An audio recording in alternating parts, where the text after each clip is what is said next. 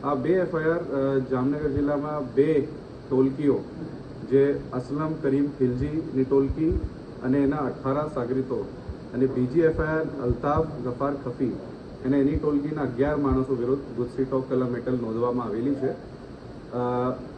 આ બે ગેંગ ટોલકીઓ વિરુદ્ધની ગુનાહિત ઇતિહાસ બાબત હું આપ લોકોને જણાવવા માંગુ છું કે અસલમની ગેંગમાં જે 18 માણસો છે એના વિરુદ્ધ 46 ગુનાઓ છે. અલ્તાફ અને એની ટોલકી ઉપર 52 ગુનાઓ નોંધવામાં આવેલા છે.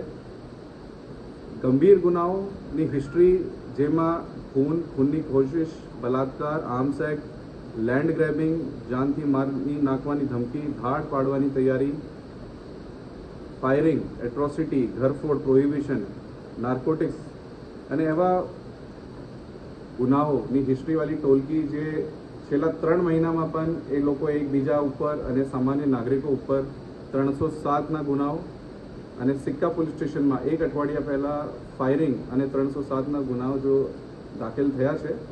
એ પ્રકારની હિસ્ટ્રીને જે બે ટોલકી વિરુદ્ધ છે એના વિરુદ્ધ એના ગુનાઓને ધ્યાનમાં રાખતા અને એના જો ગેંગ મેમ્બર્સ છે એના વિરુદ્ધ અમે એક બે ફરિયાદ સિટી એ ડિવિઝનમાં આજે નોંધવામાં આવેલી છે.